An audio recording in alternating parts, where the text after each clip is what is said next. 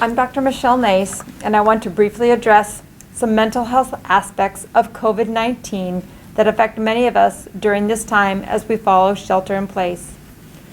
Staying at home, and if we must go out, using hand hygiene, wearing a mask, and keeping at least 6 feet from each other, these are not easy tasks, but they are important ones that save lives.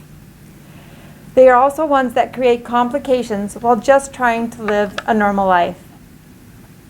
Grief. Grief results from the loss of something that's important to us. A person, a relationship, a job, and experiencing. When that loss hits, it can paralyze a person with a mixture of overwhelming emotions. Enter COVID-19. We as a city, a state, a nation, and a world are all experiencing the collective loss of the world as we once knew it. And for many, we didn't know what we had until it was no longer there, on a pause of unknown duration. Gone, as we know it, is the routine: school, work, gatherings, physical connections, too many things to even name. I know from living here for years, when individuals in our city have suffered loss, we as a community join together. We support that individual. We pour ourselves into making it better. But what happens when everyone is experiencing loss at the same time, and the nearest shoulder is no less than 6 feet away? Well, that is the time we need to engage in creative forms of I support you, you support me, we support we. Although not in the same room, we can still be there for each other. We can listen and validate those losses without judgment of others' griefs or of your own. Now is not the time to respond out loud or in your head, I know you must miss her that, but at least you're not dying. Or saying to yourself, I shouldn't be sad about this. Other people have it worse. Not allowing yourself or others to feel the sorrow for perceived loss just adds guilt on top of grief. Grief for experiencing a normal human emotion, sadness. Sadness for missed birthday parties, canceled sports seasons, emergency cots located where graduated seniors had planned to stand in caps and gowns, lost jobs, lost relationships, lost freedoms, and more.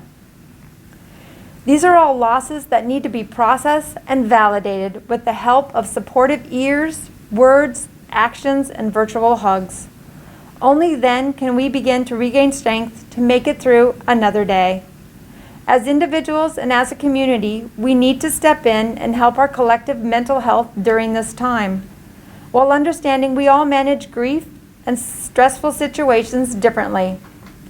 When anxiety is stirred, patience is tested, and tempers may flare away from normal baseline. Now is the time to grant grace. Granting grace means forgiving someone in real time for their words or actions that might have resulted in offending you.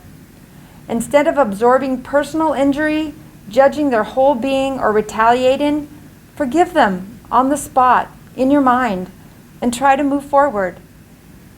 It's possible they're doing the same thing for you as well. To get through this crisis, it can be helpful to search for some moments of gratitude that might occur along the way. I don't mean finding gratitude in the fact that we are having a global pandemic. COVID-19 exists and it's happening in our time. I mean, through this health crisis, acknowledge some of the bright spots that appear along the path.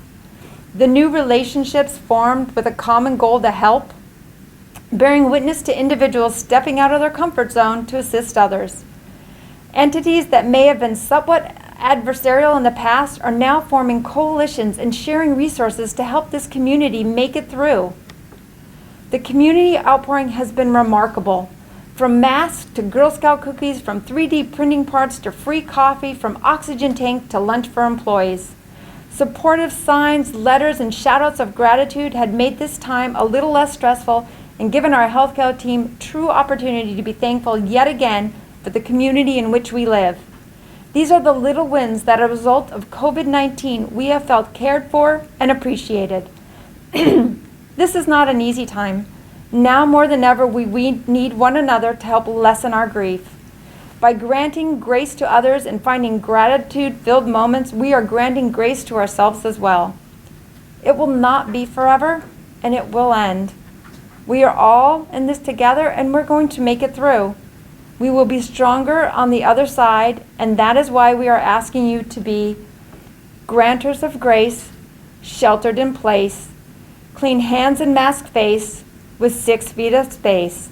Thank you. Signed, Dr. Nace.